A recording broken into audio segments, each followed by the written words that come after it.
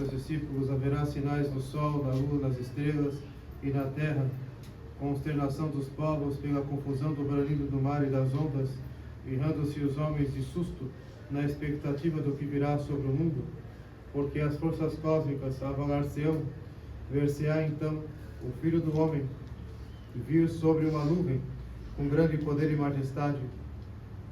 Quando começarem, pois, a cumprir-se essas coisas, reparai e levantai as vossas frontes, porque está próxima a vossa redenção. Disse-lhes ainda esta parábola: vede a figueira e as restantes árvores, quando começam a desabrochar, sabeis que está próximo o verão. Assim também, quando virdes acontecer essas coisas, sabei que está próximo o reino de Deus. Em verdade vos digo que não passará esta geração, sem que todas estas coisas se cumpram. O céu e a terra passará, mas as minhas palavras jamais passarão.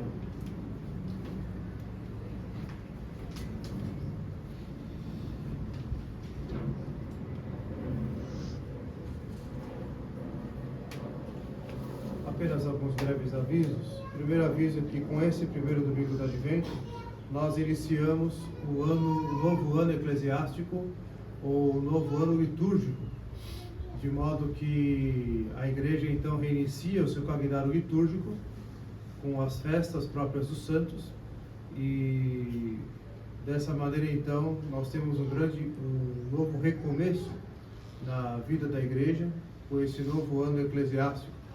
E assim também retomamos as práticas próprias do católico. E retomando também, nós vamos agregando outras práticas que fazem parte da tradição católica e que, portanto, vamos adotando e agregando aqui no nosso apostolado. Gradualmente vamos fazendo esse resgate da tradição, para que, entrando no hábito da vida cotidiana, nós vamos então assimilando todos esses costumes da tradição da igreja na vida do católico. Outro aviso é: domingo que vem é a festa da Imaculada Conceição, que é 8 de dezembro, coincide com o domingo, uma grande graça para nós. E é precedido pelo dia 7 de dezembro, que é uma vigília, a Vigília da Imaculada. E a Vigília da Imaculada é dia de jejum e abstinência de carne. Então, desde a meia-noite do sábado até a meia-noite do domingo, até as 11h59 do sábado, da meia-noite do sábado até as 11h59 do sábado, 23h59 do sábado, então nós fazemos jejum e abstinência de carne. Os detalhes em relação ao jejum, o padre vai passar nos meios nas redes sociais para orientar os fiéis em seus pormenores.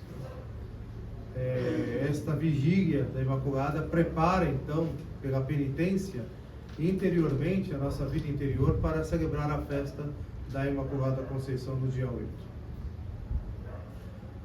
Nós iremos divulgar a partir de hoje a programação do Natal, todas as atividades durante o Advento e também as missas de Natal, etc. Então eu peço a atenção dos fiéis para, nos grupos do WhatsApp, estarem ali, prestarem atenção e se organizarem para participar das atividades aqui do apostolado, que tem por finalidade a nossa preparação interior, preparação espiritual, para bem celebrarmos o Natal do Senhor. Então nós teremos novena de Natal, nós teremos uma confraternização de Natal nossa também, tá? As datas estarão lá. Teremos um recolhimento espiritual natalino, muito importante para se preparar para celebrar o Natal com frutos, né? E então sejam atentos à programação do Natal do Senhor. Caros irmãos, essa missa está sendo celebrada em intenção propópria. Em nome do Pai, do Filho e do Espírito Santo também. Caríssimos irmãos, nesse primeiro domingo do Advento, a Igreja nos introduz então nesse novo tempo litúrgico, esse novo ano eclesiástico, aliás, com esse tempo litúrgico de 4 semanas que nos preparam para a festa do Natal do Senhor. a igreja fixando a festa do Natal no dia 25 de dezembro, teve por bem, então, instituir um tempo de preparação para tal festa, de modo que o advento ele é esse tempo litúrgico que nos prepara interiormente para o Natal. E ele remonta à expectativa da igreja e à expectativa dos profetas do Antigo Testamento. Há uma dupla expectativa: a expectativa da sua primeira vinda e a expectativa da sua segunda vinda. Na expectativa da sua primeira vinda, no Natal, nós nos remetemos aos textos do Antigo Testamento, e nós teremos a oportunidade de meditarmos na liturgia tais textos durante este advento, que falam da primeira vinda do Senhor pelas profecias. As profecias dos profetas do Antigo Testamento, sobretudo Jeremias e Isaías, mais Jeremias, que falam do Messias que nasceria, e o que era então a grande expectativa de Israel, pela vinda do escolhido, do ungido, o Messias, o Cristo, o grego, o Cristo. Então nós nos colocamos nesta expectativa, mas não para celebrar alguém que há de vir a primeira vez, não, alguém que veio. Nosso Senhor veio até nós. Então nós celebramos esta sua vinda na liturgia. Ou seja, nós celebramos a sua primeira vinda na realidade, naquilo que está presente, não aquilo que há de vir. E nos preparando nessa expectativa da sua primeira vinda na liturgia do Natal, nós nos preparamos para a sua segunda vinda, esta sim. Nos preparamos na expectativa de sua segunda vinda. Como na sua primeira vinda não tinha o dia e nem tinha a hora, ele veio na plenitude dos tempos, não tinha o dia e a hora marcados. Na sua segunda vinda também não temos o dia e não temos a hora. A única coisa que nós temos é a graça de Deus de nos prepararmos e de esperarmos esse dia. E a igreja, o tempo da igreja é este tempo entre a primeira vinda do Senhor e a sua segunda vinda. Por isso que então o advento ele tem esta dupla expectativa daquilo que advém, daquilo que vem. Por isso o nome advento, é a expectativa daquilo que vem, advenit, aquilo que vem. Então, nessa expectativa que a igreja se coloca e que a igreja nos introduz nesse primeiro domingo do advento. Nós percebemos que a igreja nos chama para um recolhimento interior, por isso a cor roxa é uma cor de penitência, é um tempo de penitência, de modo que, além das penitências normais que já vivemos no ano litúrgico, como a abstinência de carne na sexta-feira, os dias de jejum, também nós temos, além da vigília da Imaculada, com jejum e abstinência de carne, nós temos também as têmporas do advento, que serão depois avisadas a tempo para que os fiéis possam se preparar o jejum das têmporas do advento. Então é um tempo de muita penitência, de intensa penitência e de mortificação, nos preparando assim interiormente para celebrar o Natal com frutos espirituais. E ao mesmo tempo, acender em nós fervorosamente a contrição pelos nossos pecados e o espírito penitente de reparação por esses pecados, pelos nossos e também dos homens. E assim, caríssimos irmãos, nós encontramos nesse tempo do advento um tempo muito rico de vida interior, de graças para a nossa conversão, graças para abandonarmos o pecado para corrigirmos defeitos arraigados. É um tempo de muitas graças especiais que nós não podemos deixar passar, que nós não podemos desperdiçar. É um tempo então também de nós reorganizarmos a nossa vida, de reordenarmos a vida na prática do dia a dia, reordenando nossa vida para Deus nosso Senhor, para que Ele seja realmente a prioridade da nossa vida, para que Ele seja realmente a referência única da nossa vida. Por isso que nós temos aqui, para esse tempo do Advento, 3 coisas muito importantes. A primeira é a virtude da esperança, que é uma virtude muito meditada nesse tempo do Advento.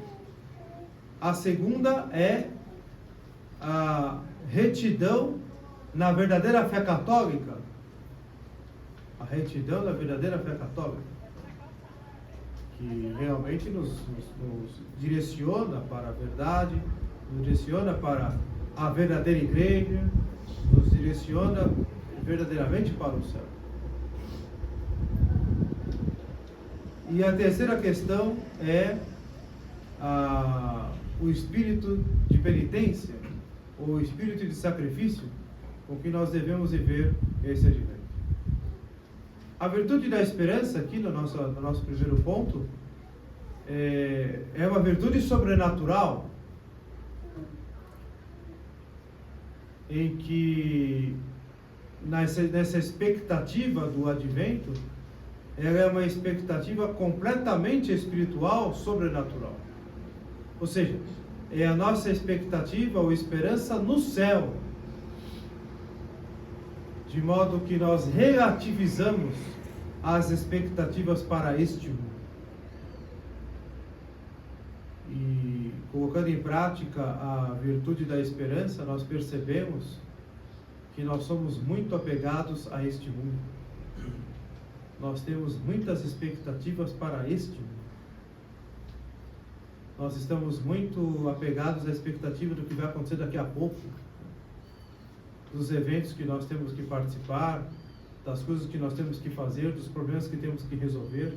Nós sempre estamos ansiosos e cheios de expectativa com as coisas efêmeras, transitórias, com as coisas passageiras. E elas tomam o lugar da expectativa que deveríamos de colocar no céu, porque lá está o definitivo, lá está a vida eterna, ou seja, lá está o eterno. Portanto, lá nós devemos colocar todas as nossas esperanças. E não relativizar a esperança no céu, fazer o contrário. Estamos às vezes muito ocupados, muito ansiosos com as expectativas deste mundo e deixamos em segundo plano, na prática, a expectativa para as coisas do céu. Então, no dia a dia, na prática diária, a expectativa das coisas transitórias toma o lugar da expectativa celeste. Toma o lugar de Deus na nossa vida. Então, o tempo do Advento é um tempo de nós retificarmos isso, relativizarmos as expectativas deste mundo. Não darmos a ela a importância que nós damos. Não darmos a ela o realce que nós damos.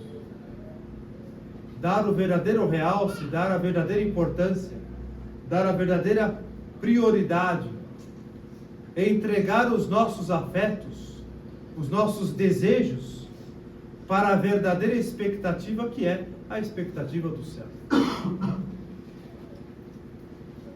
Nós vemos aí então que na prática do dia a dia, o nosso coração muitas vezes está muito afastado de Deus. Por quê? Porque a expectativa está para as coisas deste mundo. As pequenas alegrias, os pequenos prazeres que essas expectativas nos oferecem, nos apegamos muito a elas e tomam o lugar da verdadeira expectativa, da verdadeira esperança. Portanto, caríssimos irmãos, a nossa esperança deve ser puramente sobrenatural, espiritual. Os motivos que nos dão alegria, os motivos que nos dão ânimo para viver, para cumprir os deveres, os motivos que nos dão prazeres, os motivos que nos dão aquele incentivo para viver bem a vida diante de Deus, devem ser as expectativas do céu. Essas são as verdadeiras expectativas. Lá devemos tirar toda a inspiração, a glória celeste, onde está Nossa Senhora, onde está o São José, onde estão os mártires, onde estão os santos. Lá devemos colocar as nossas apostas. Lá devemos então colocar as nossas últimas esperanças, as primeiras e as últimas esperanças. E as outras expectativas deste mundo, é claro, quem não tem a expectativa de um encontro com os amigos, quem não tem a expectativa de uma criança que vai nascer, quem não tem a expectativa da ceia do Natal, de reunir a família, são expectativas muito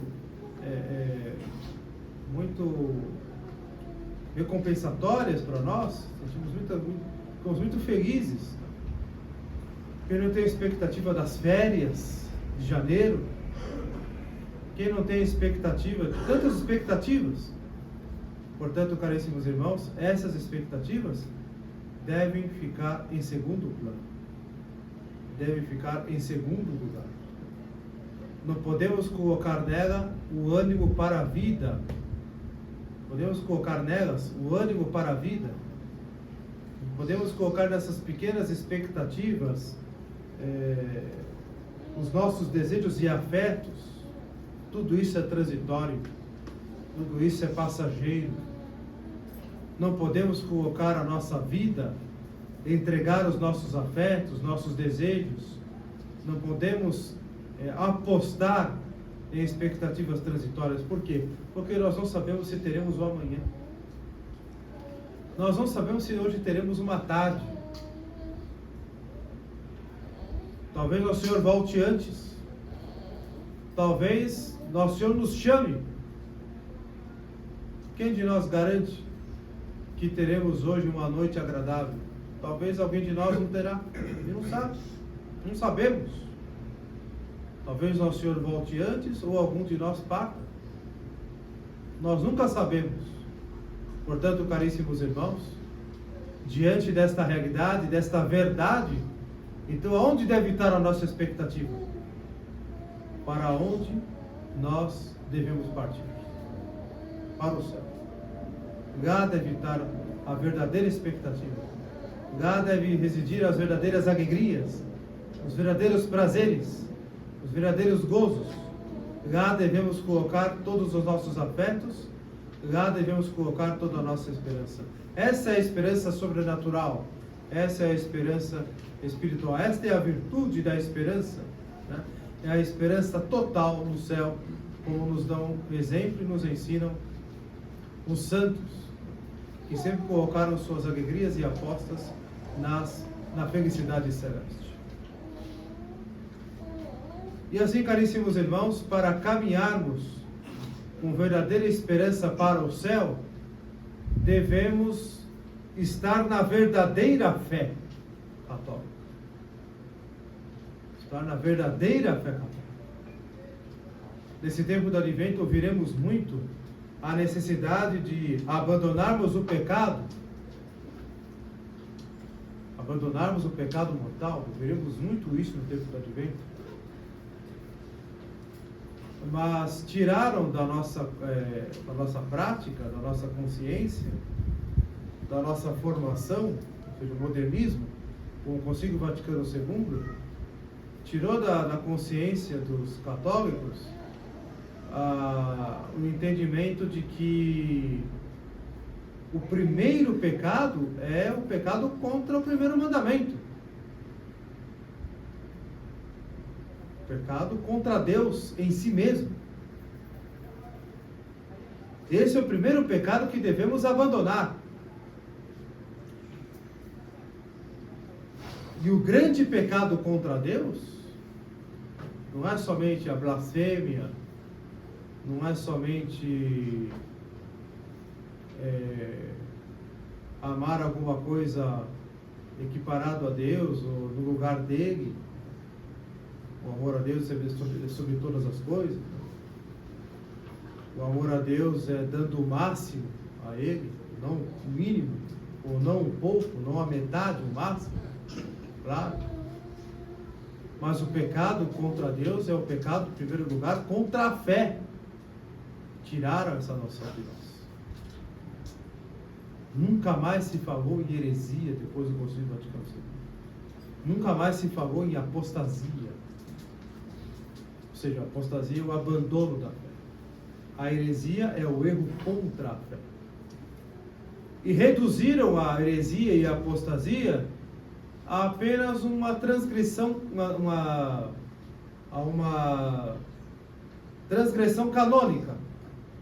Ou seja, alguém que cometa uma heresia ou que cai em apostasia, que abandone a fé, simplesmente ele cometeu um delito canônico. Então deve ser julgado lá no tribunal eclesiástico, deve ser punido dentro daquilo que canonicamente se entende.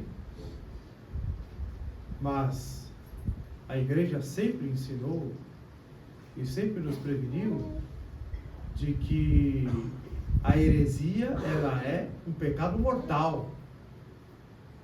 É um pecado contra a fé. Ou seja, dizer, ensinar algo que seja contrário à doutrina católica, algo que seja contrário ao catecismo, mesmo que não seja totalmente contrário, mas que seja pelo menos ao contrário em parte, é uma heresia, porque altera a fé. Portanto, a heresia é um pecado mortal. E a apostasia é consequência da heresia. A apostasia é o abandono da fé, que é também um pecado mortal. Então, caríssimos irmãos, devemos, nesse tempo do advento, se queremos colocar a nossa expectativa no céu, devemos, em primeiro lugar, retificar a nossa consciência, formando-a na verdadeira e reta fé católica, que nós chamamos de ortodoxia da fé. A ortodoxia é o reto discurso, o reto pensamento, a reta palavra, a reta opinião, a palavra no grego que significa a ortodoxia da fé, a retidão da fé, conforme aquilo que a igreja ensina, que vem dos apóstolos. E assim, retificando a fé, nós evitamos as ocasiões de pecado contra a fé. Os pecados contra a fé, que infelizmente virou moda. Os pecados contra a fé nós encontramos em toda e qualquer pregação da igreja modernista. Aliás, a regra é a heresia. A regra de fé não é a fé. A regra de fé é a heresia. Por quê? Porque apostataram, abandonaram a fé. Eles praticam uma fé que não é católica. Praticam uma ideologia, uma doutrina aí, que não tem nada a ver com a fé católica. Tem imagens, tem resquícios, tem uma casca. Mas não é a fé católica e apostólica. E nós fomos muito influenciados por isso. Essa semana aqui no apostolado estamos fazendo empreendemos uma organização dos livros pessoais do padre, também do apostolado, e fizemos uma separação dos livros do Concílio Vaticano II para cá, obras teológicas, filosóficas, históricas, diversos tipos de temas, e fizemos ali a separação daqueles livros dos verdadeiros livros católicos, e esses livros que foram separados para ser jogados fora serão queimados. Estão sendo queimados, incinerados. Por quê? Porque não tem nenhuma serventia para a fé. E percebo que quando estava selecionando os livros, eu mesmo sentia dentro de mim um apelo ainda interior de apego àqueles livros. De não ler mais esses livros e não querê-los mais, porém, um apelo em não jogá-los fora, guardá-los e tê-los ali comigo, pelo menos. Ou seja, é um afeto para com algo que pode me levar ao erro. Então nós percebemos a tamanha fragilidade nossa, a tamanha miséria nossa. Então, caríssimos irmãos, da mesma maneira que devemos abandonar os maus livros, abandonar aqueles livros que foram escritos depois do Vaticano II, que é doutrina católica misturada com erro, então, portanto, não é mais doutrina católica. Se eu pego um copo com água e ali eu coloco uma substância que altera a sua cor, que altera o gosto da água, que altera o cheiro, ou seja, que dá cheiro à água, já que a água não tem cheiro, então aquilo não é mais água. A mesma coisa, a doutrina católica, se nela é inserido um pensamento ecumenista, um pensamento judaico, protestante, um pensamento espírita, um pensamento budista, e ali se adapta todos esses pensamentos à doutrina católica, é como a água, que ali cristalina naquele copo, se coloca uma outra substância que dá outra cor, que dá o gosto, que dá um cheiro, que não é mais água. Ou seja, não é mais doutrina católica. Então nós devemos nos manter na doutrina católica, nos livrando de tudo aquilo que não é católico. De não seguir sacerdotes que ensinam o erro na internet. De ir lá nas redes sociais e já excluir todos. Por quê? Porque o que eles ensinam é numa voz mansa, bonita, com um sorriso no rosto, muito simpáticos, muito atraentes, oratória muito bem feita, uma oratória muito elegante, uma eloquência, mas ensinam o erro. Falam de Nossa Senhora, falam de São José, falam da Divina Eucaristia, falam da verdade católica, falam sim, mas misturado com erro. E se está misturado com erro, não é doutrina católica. Se está misturado com erro, não é a fé católica. O que eles estão ensinando é heresia. E eles já apostataram. Se não formalmente, pelo menos materialmente, apostataram da fé. E se estão nesse encontro dessa maneira, eles não podem fazer outra coisa a não ser ensinar o erro. Então nós não podemos segui-los. Devemos já cortar de vez na raiz. Livros que nós tenhamos, vídeos, joguemos fora, joguemos no lixo, ou podemos queimar, mas se livrar de tudo aquilo que leva aos erros contra a fé. E estudarmos o quê? Estudarmos a doutrina da igreja ensinada até Pio XII. Por quê? Por que até Pio XII? Porque é sétimo vacantismo? Não, nós não somos sétimo vacantistas. Mas porque até Pio XII sabemos que a fé, ela é íntegra. Não está misturada com erros. É a doutrina pura, católica, apostólica. Então, portanto, nós não seremos enganados, não seremos envenenados pelo erro. E assim mantemos a nossa fé. Retificamos a fé. Por isso, caríssimos irmãos, é imprescindível, já agora nesse advento, iniciarmos o estudo do catecismo, o estudo pessoal, diário, 5 minutinhos por dia, estudar o catecismo. E estudar a partir dos temas que mais nós temos dúvidas, ou por temas pelos quais temos mais curiosidade. E assim nós vamos formando a consciência da verdadeira doutrina.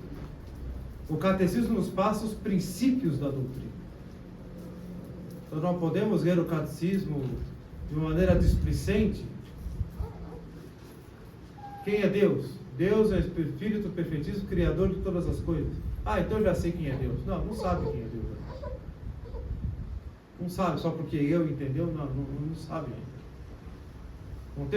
Não podemos ter a presunção que nós já sabemos a doutrina católica. Não podemos ter essa presunção. Não, catecismo é para quem já tem um nível mais iniciante. Eu estou muitos anos na tradição, eu sou de missa tridentina, eu não estudo essas coisinhas de catecismo, é coisa de criança. Isso é um pensamento revolucionário modernista. Isso eu ouvia isso daqueles professores de teologia na faculdade, que eram completamente aqueles teólogos que liam, estudavam, ensinavam aqueles teólogos da teologia da libertação. É pensamento modernista isso. Devemos estudar o catecismo de modo a tê-lo na ponta da língua.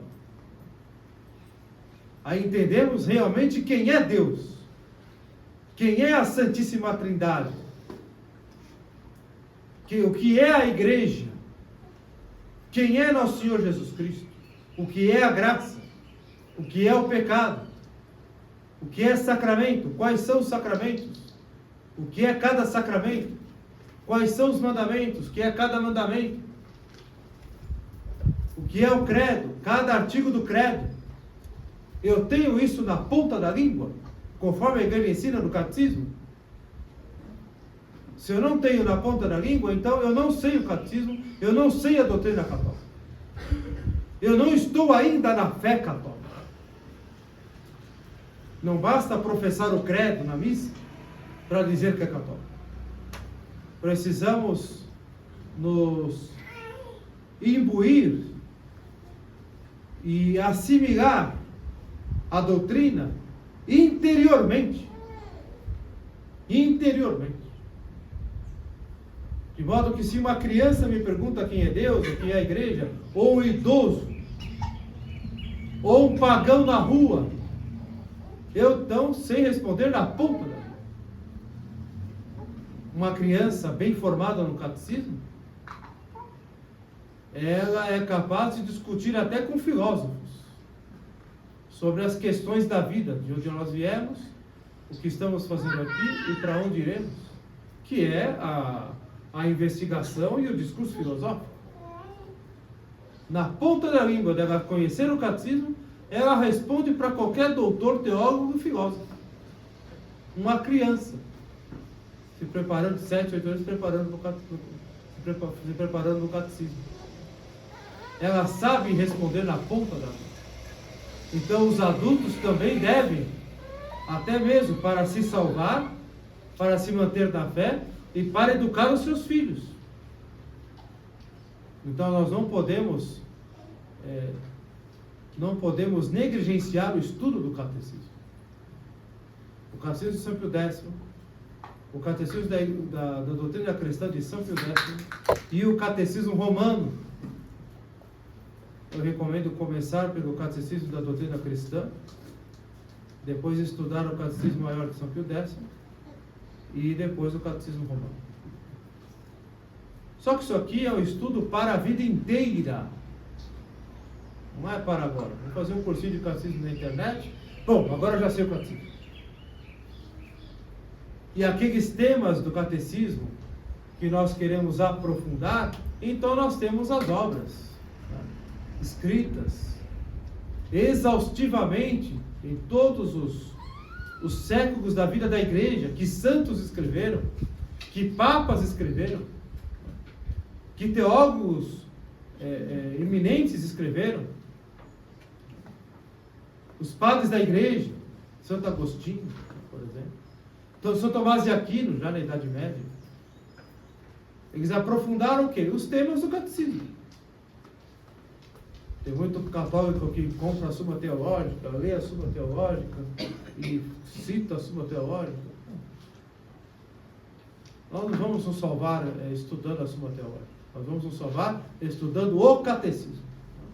Se alguém quer estudar a Suma Teológica, ótimo, não tem problema nenhum. Isso é muito bom.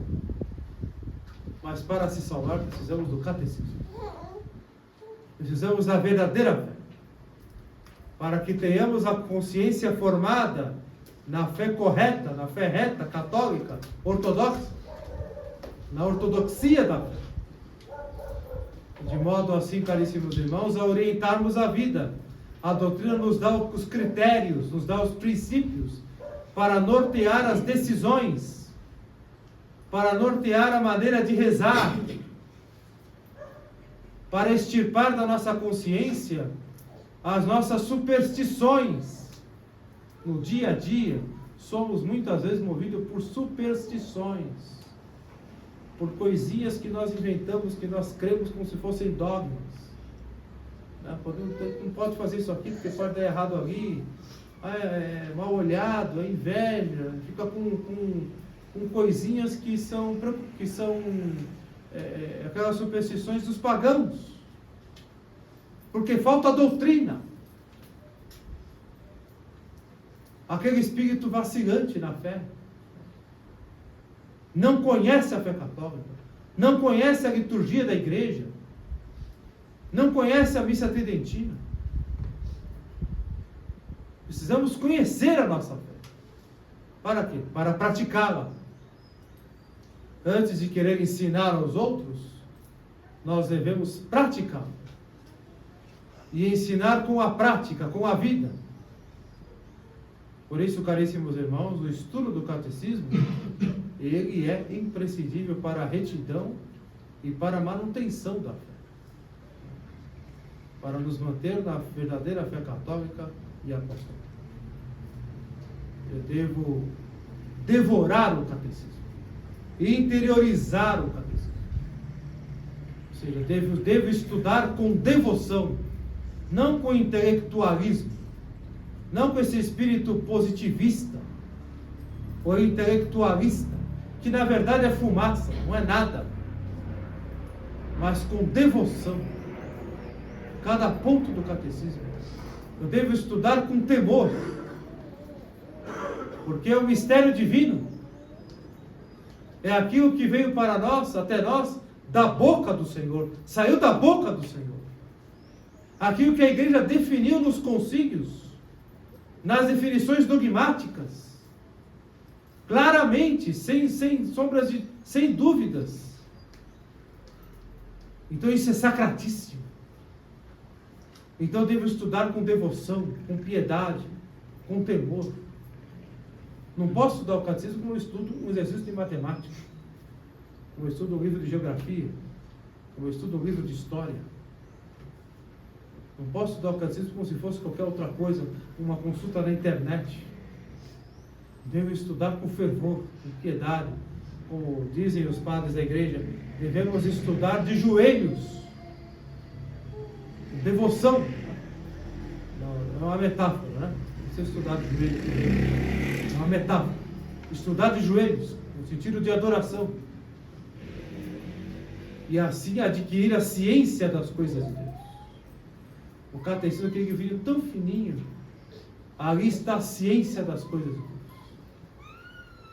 Complementado, claro, pelo estudo, pela leitura dos Santos Evangelhos, pelas cartas do Novo Testamento, claro, né? Complementado por isso, né? Devemos então estudar o catecismo. Conhecer, claro, nos Evangelhos, as parábolas de Nosso Senhor, conhecer os ditos do Senhor, seus sermões, né? Os milagres de Nosso Senhor, os ensinamentos que tem por trás de cada milagre, de cada parábola, de cada milagre, de cada sermão que o Senhor faz.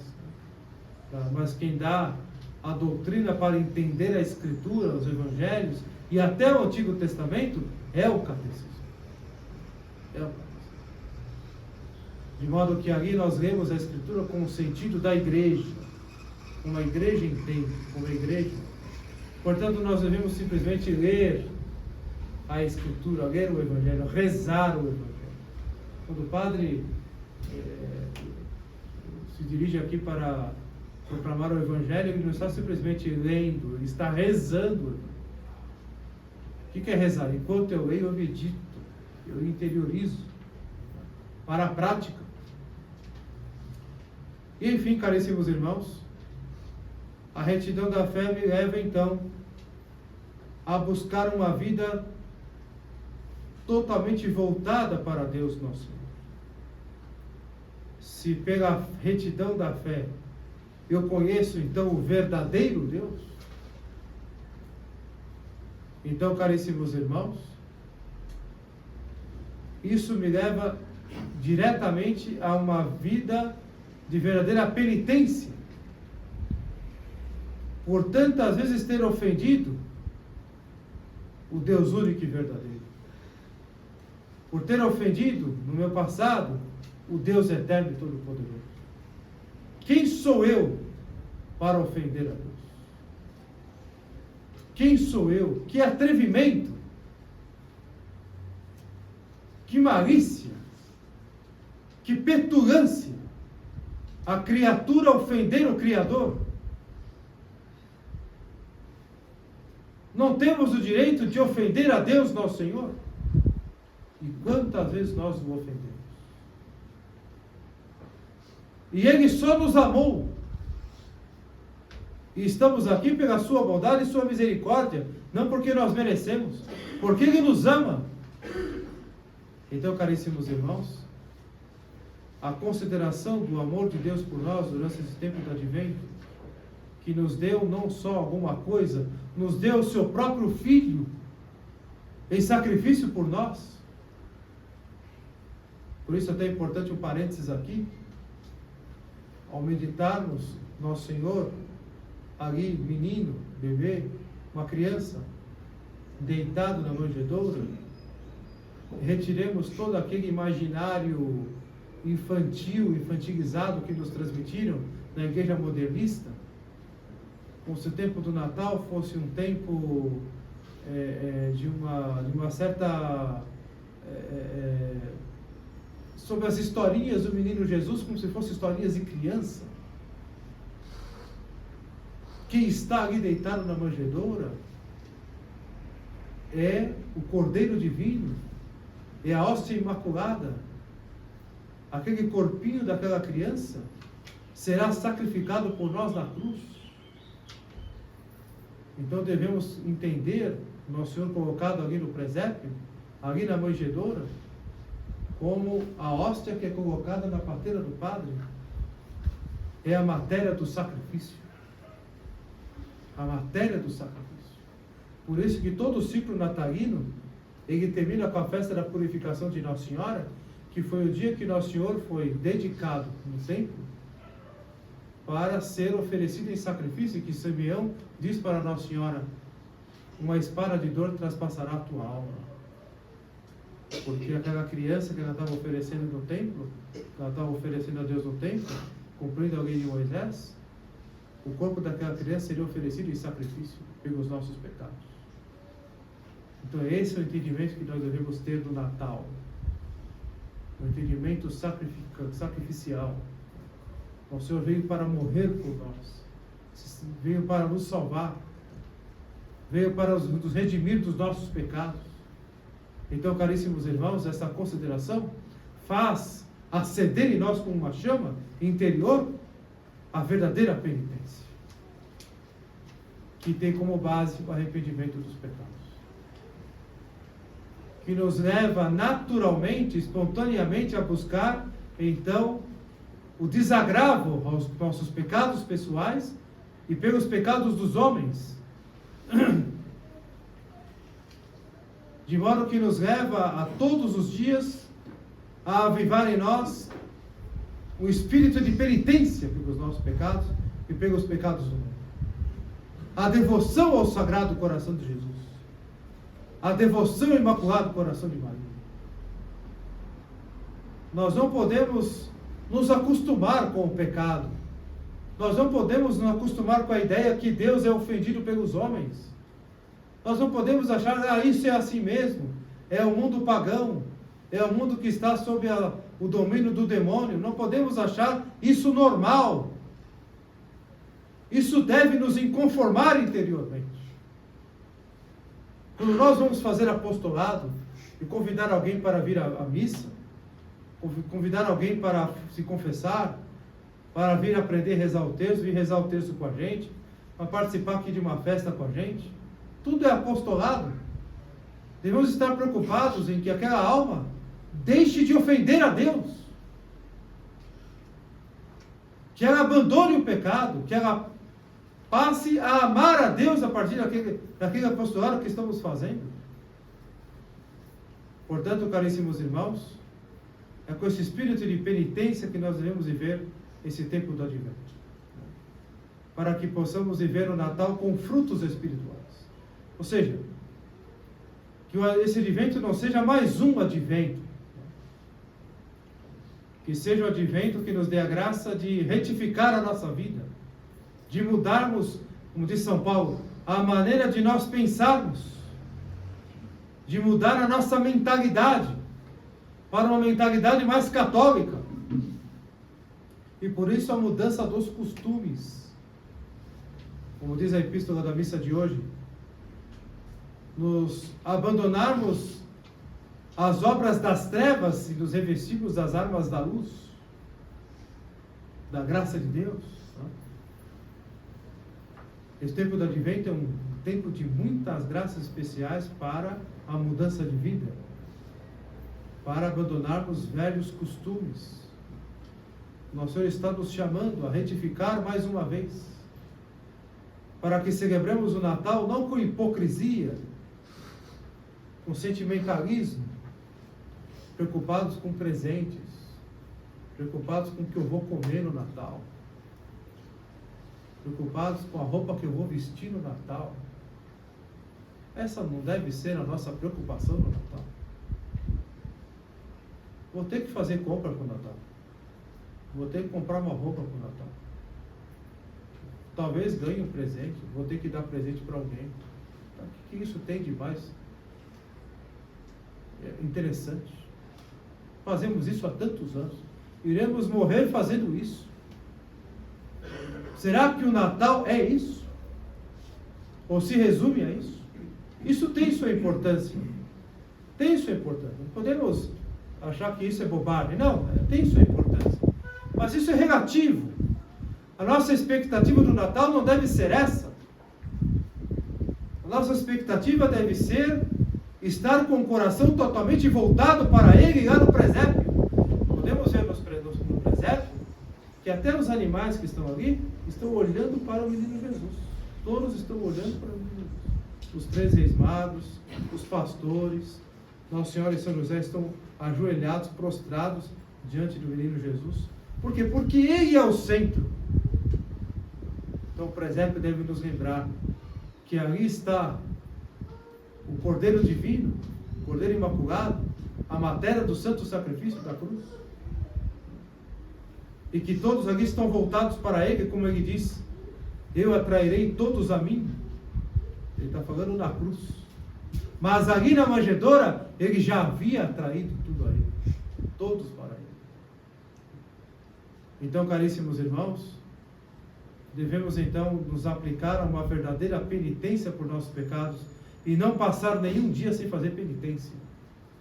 A devida mortificação, o devido jejum, a devida abstinência de carne. Eu posso fazer mortificações ativas. Posso fazer uma abstinência de chocolate, uma abstinência de qualquer outra coisa de doce, uma abstinência de internet, uma abstinência de uma bebida. Posso fazer as minhas abstinências, as minhas mortificações. E ninguém precisa saber, e ninguém tem que saber. Deus, nosso Senhor que vê, me dará a recompensa. E a recompensa é estar com Ele. Posso fazer pequenos jejuns durante o dia. Deixar de comer isso, deixar de comer aquilo. Sempre sair da mesa com um pouco de fome. Sempre sair da mesa com um pouco de fome. Comer um pouco menos do que eu mais gosto. Uma grande mortificação. Não passar nem um dia sem fazer algum tipo de penitência pelos nossos pecados e pelos pecados dos homens. Desagravando o Sagrado Coração de Jesus e o Imaculado Coração de Maria. Ou seja, isso deve ser feito com afeto, com amor fervoroso por nosso Senhor. O afeto não é sentimentalismo. O desejo, o afeto não é sentimentalismo. É a sinceridade da minha consciência. É a retidão da minha inteligência. Que dispõe das minhas paixões, que dispõe dos meus afetos, das minhas emoções, dos meus sentimentos, para com as coisas de Deus. E não para com as coisas do mundo. Isso não é sentimentalismo. Não é por mim, é por Deus nosso Senhor. Aquele pelo qual eu devo dar a minha vida. Aquele pelo qual eu deveria derramar o meu sangue. Deveria. O que é uma graça dada a poucos. Morrer por nosso Senhor é uma graça dada a poucos. Mas nosso Senhor nos pede o martírio diário no cumprimento dos deveres, no reto cumprimento dos deveres diários. Por isso, caríssimos irmãos, esse tempo do Advento é um tempo muito bom para nós organizarmos nossa vida pessoal, organizarmos o nosso quarto, organizarmos a casa. Tem gente até que faz reforma na casa, é um costume católico. Tem gente até que, tendo a necessidade, claro, faz até uma reforma da casa, troca os móveis de lugar. Aqueles móveis que nós não arrastamos nunca para tirar o pó lá de baixo, agora é a época.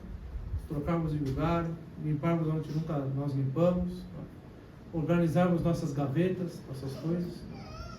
Nós estamos aqui organizando essas semanas aqui o apostolado, justamente para incentivar os fiéis na vida pessoal a também a reorganizarem suas vidas. Reorganizar no sentido de ordenar a vida para Deus. Estarmos com a vida organizada cada vez mais, de modo a estarmos disponíveis para Ele. Perdemos tempo para rezar, para meditar, para estudar o catecismo. Perdemos tempo, por quê? Porque estamos atrapalhados com os nossos horários, estamos atrapalhados com as nossas coisas pessoais, com os nossos objetos, com os nossos compromissos. Então, deixa a oração para depois, deixa o texto para depois, deixa o ângelus para depois, as coisas de Deus ficam para depois, porque aparecem as coisas imediatas que temos que resolver. Então, esse tempo do Advento é um momento de, reorganizando a vida exterior, nós também reorganizamos a vida íntegra, colocando nossa esperança no céu, retificando a fé, na fé católica e apostólica, e nos aplicando uma verdadeira penitência, para que assim, caríssimos irmãos, esse Advento seja um tempo de muitas graças, e que o tempo do Natal também seja um momento de uma grande transformação interior. Então pensamos na Nossa Senhora, cujo tempo do Advento é um tempo muito próprio dela. O tempo do Advento é um tempo muito mariano. Intensifiquemos esse Advento a nossa devoção a Nossa Senhora. Rezamos o texto com mais amor. Rezamos todos os dias a antífona do Advento, Alma Redemptoris Mater. Aprendemos a cantar a antífona em latim, gregoriano. É importante. Se o coro vai cantar, só o coro canta, tudo bem. Mas eu tenho que saber cantar. Quando não tem o coro, então nós cantamos com o padre, com amor, com devoção, com amor a Nossa Senhora. Pensamos na Nossa Senhora, que nos dê então a graça de ela que viveu o primeiro Advento, quando receberam a anunciação do anjo de que ela seria a mãe do Salvador. Ela então grávida, esperando o seu filho nascer, ela inaugurou o Advento na igreja. Então nos colocamos nessa expectativa sobrenatural de Nossa Senhora. Nossa Senhora, a expectativa dela era ter o seu filho. E a expectativa dela não era um lugar especial, com pessoas especiais, com comidas interessantes, presentes. A expectativa dela era só Nosso Senhor, tanto que ela deu à luz no estábulo, num lugar que nem é digno dela, e muito menos do filho dela.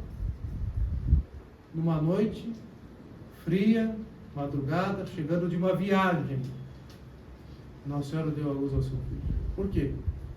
Porque o mais importante para ela não eram as circunstâncias, as expectativas mundanas, as expectativas carnais, as expectativas deste mundo, as coisas visíveis. Uma mulher que vai dar à luz não está preocupada com o hospital e com as coisas, e às vezes está muito preocupada com coisas exteriores. Não, Nossa Senhora não tinha preocupação nenhuma com essas coisas. Nossa Senhora estava preocupada com o seu filho, em ter o seu filho nos braços. E o Deus feito homem estava ali nos seus braços, né, no presépio.